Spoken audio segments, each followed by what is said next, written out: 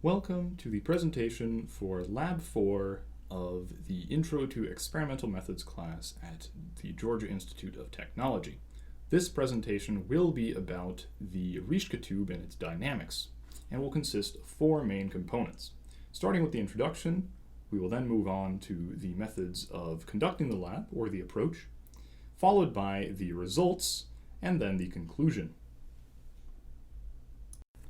Having mentioned the Rijke tube, it could naturally lead to the question of what a Rijke tube is. Put simply, a Rijke tube is a type of pulse combustor consisting of an open tube with a flame placed near the bottom of it, roughly 1/4 of the way up from the bottom of the tube.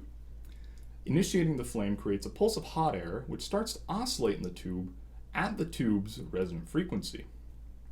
This oscillation will actually create a more efficient combustion process, as we will see later in the lab. Making use of this information, we can use the properties of the standing waves inside the tube to study other standing waves, which happen in any type of open tube, but we can also use the apparati attached to the tube to study the dynamics of the tube itself more effectively. Understanding these phenomena could lead to more efficient combustion chamber designs in the future. Moving on to the approach of this lab, let's discuss the two key pieces of instrumentation we'll be putting on the Rijke tube to measure some parameters of it. First of these will be pressure transducers, 3 of which are placed on the side of the tube on long pipes as to avoid any excess heat from the combustion chamber. These emit a faint electric signal which varies with the pressure, which can then be sent to a data acquisition software. The next piece of hardware is a photomultiplier tube, which we will use to measure the output of the flame in the ultraviolet spectrum in order to measure the intensity or the reaction rate of the flame. The two of these will give us the velocity equation and the pressure equation over time for the combustor.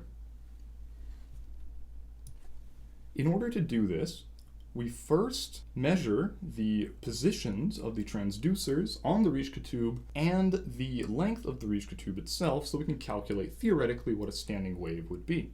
We then initiate the flame and thus the standing wave inside of the Rijke tube and then connect each output to an oscilloscope to make sure it's working. After this is completed, we then disconnect from the oscilloscope, connect all channels to a data acquisition software, LabVIEW, and then rerun the experiment, i.e. turning on the flame and first opening the valve and then closing the valve and then moving the flame to different positions within the Rijke tube to see how it affects the standing frequency, or the standing wave rather, inside of the tube. The location where the burner stopped, or where the pulsation stopped, was at 6 inches above the starting position, and before it got there, the flame could be observed to decrease in size and start oscillating at the same frequency as the sound being emitted by the standing wave inside the flame. This data was then recorded onto Excel spreadsheets and processed, which we will get into later.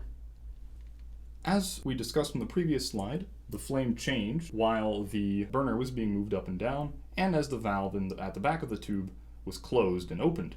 We can see this during the video on screen here, and after we obtain these results, we use the following equations to process them and convert our voltages from the transducers to decibels as to be easier to understand.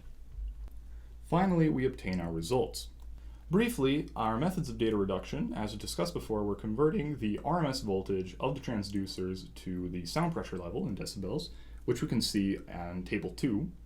And we also found out the relative phases, which were given to us by LabVIEW, of the pressure and radiation signals, and we related those to the phase of the second pressure transducer, which we can see on table 3. The first set of results are for the root mean square frequencies and amplitudes of the signals from both the photomultiplier tube and the pressure sensors, which slightly differ from the calculated resonance frequency of 94.64 Hz. And the second set of results were the phase angles, relative phase angles, to the phase of the second transducer. Briefly covering the supplemental questions, different optical filters would not work as the strongest emission spectra from the flame is at about 308 nanometers. Using hydrogen as fuel, this is still the same issue, so again, using a different filter would not work.